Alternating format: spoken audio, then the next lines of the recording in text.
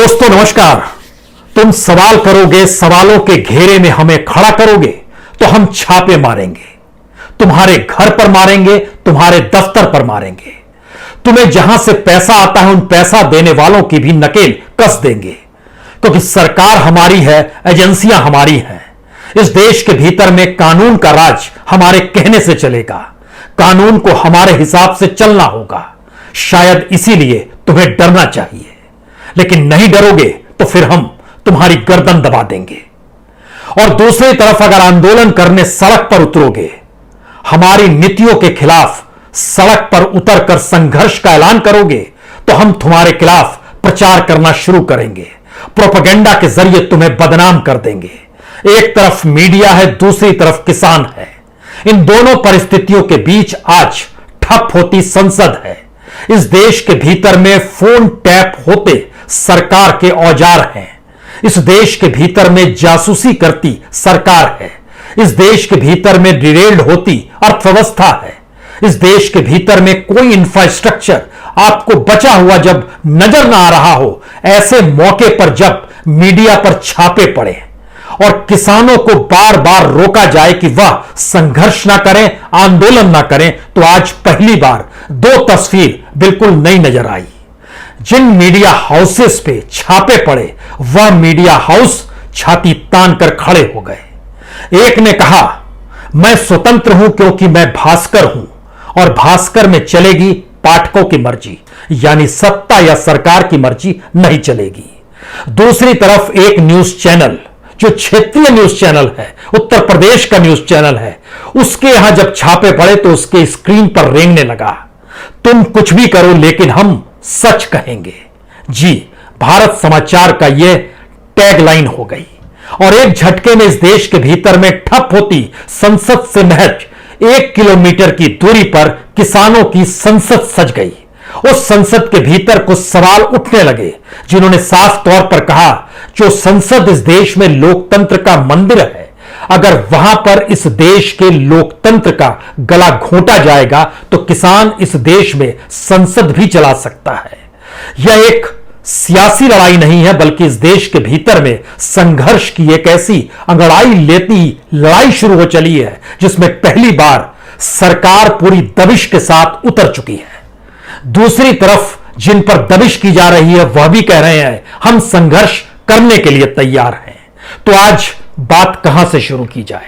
संसद फेल हो चुकी है, मीडिया पर नकेल कसी जा रही है, किसानों को खेती से बेदखल करने वाले कानूनों को ना बदलने का नारा सरकार बार बार लगा रही है, नौकरशाही रेंगने लगी है, न्यायपालिका सत्ता के इशारे का इंतजार करने लगी है, और सत्ता इन सब के बीच क्या वाकई असहज हो चली है?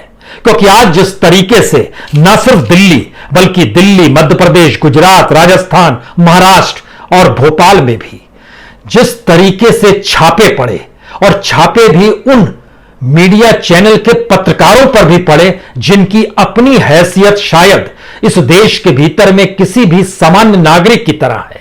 किसी तरीके से वो पैसा जोड़कर चैनल चलाते हैं, लेकिन सच बोलने निकल जाते हैं तो सरकार असहज हो जाती है।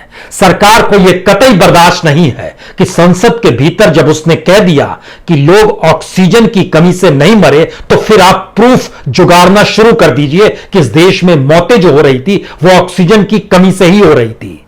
जब सरकार ने कह दिया कोई भी मौत ऐसी नहीं हुई जिस मौत के बाद उसे गंगा में तैरते हुए शवों को देखना पड़ा, या फिर बालू और रेत में ढके हुए किस तरीके से कब्रिस्तान की परिस्थितियां निकल कर आ गई, लेकिन जब मीडिया उसे भी प्रूफ के तौर पर लाकर दिखा दे कि सरकार झूठ बोल रही है। इतना ही नहीं, हर उस मुद्दे, हर उस इशू को लेकर जहां पर सरकार को कटघरे में खड़ा करती हुई मीडिया नजर आई, शायद सरकार बर्दाश्त नहीं कर पाई। हमें लगता है कि आज एक ऐसा मौका है जिसमें समझने की जरूरत है। अगर इस देश के भीतर में किसान आंदोलन वाकई विस्तार पा गया, और आज तो जंतर मंतर पर उसकी संसद सजी, जिसमें औपचारिक तौर पर उसने 3 स्पीकर और 3 डिप्टी स्पीकर भी चुने। उन्होंने यह भी बताया कि 90 मिनट के भीतर में वह बताएंगे कि किस तरीके से कानून जो है किसानों के खिलाफ है, और कानून के पन्नों को जब आप पलटिएगा तो बहुत साफ तौर पर 2 लकीर आपको बहुत तीखी नजर आएगी। एक, इस देश के भीतर में कॉर्पोरेट्स जमाखोरी कर सकते हैं, इसकी इजाजत इसी कानून में है। इस कानून में इस बात को दर्ज किया गया है कि कॉर्पोरेट और पैसे वाला जैसे चाहे इस देश में जिस वस्तु की चाहे उसी की खेती करवाएगा, बाकी खेती नहीं होगी। इस संसद के भीतर जो किसान संसद जंतर मंतर पर सजी और जो मीडिया के भीतर से आवाज आई, हमें लगता है दोनों परिस्थितियों को एक साथ मिलाने से पहले जरा यह समझ लीजिए आखिर क्यों यह सरकार प्रोपेगेंडा को करती है, आखिर क्यों यह सरकार छापे डालती है और कितनी बड़ी तादाद में छापे और प्रोपेगेंडा का असर इस देश के भीतर में आंदोलन, संघर्ष, अपने हक की लड़ाई और इन सब के बीच मीडिया की स्वतंत्रता और उसकी अभिव्यक्ति को दबाने के लिए की जाती है।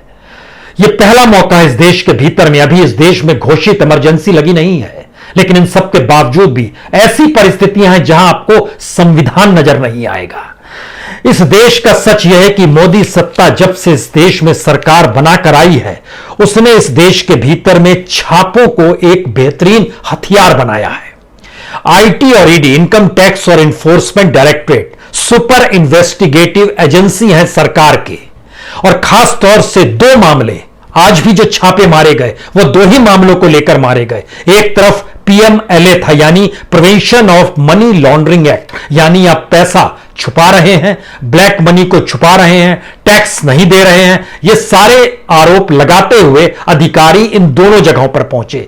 और एक था फॉरेन एक्सचेंज मैनेजमेंट एक्ट, जो कि फेमा कहते हैं, उसके जरिए कुछ ऐसे लोगों की यहां छापे मारने की परिस्थितियां जो की गई वो प्रमोटर्स के घर में थी, जो कि प्रमोटर्स भास्कर ग्रुप के हैं। भास्कर देश का एक बड़ा अखबार का ग्रुप है जो सिर्फ एक दो राज्य नहीं दर्जन भर राज्यों में अपने अखबार, अपने पब्लिकेशन को निकालता है।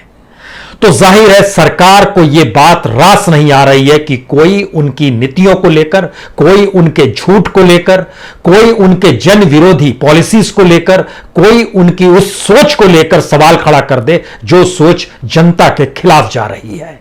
मीडिया का काम जनता को आवाज देना है, जनता की आवाज बनना है, लेकिन क्या उसे भी बदलने की तैयारी है? तो आइए जरा आज सरकार के पन्नों को खोलकर देखें। आईटी और ईडी ने इस दौर में जो कुछ किया, जिस रूप में किया, मोदी सरकार आने के बाद 2014 के बाद से जो रफ्तार इस देश में आईटी और ईडी के रेड की हुई है, यानी छापे जो मारे गए, वो आंकड़े बेहद गंभीर हैं। सवाल यह है कि क्या उससे पहले ऐसा नहीं होता था? यकीनन होता था, लेकिन इतनी बड़ी तादाद में नहीं होता था। एनसीआर करंट न्यूज़ को सब्सक्राइब करें और नोटिफिकेशन सबसे पहले पाने के लिए दबाएं बेल आइकॉन।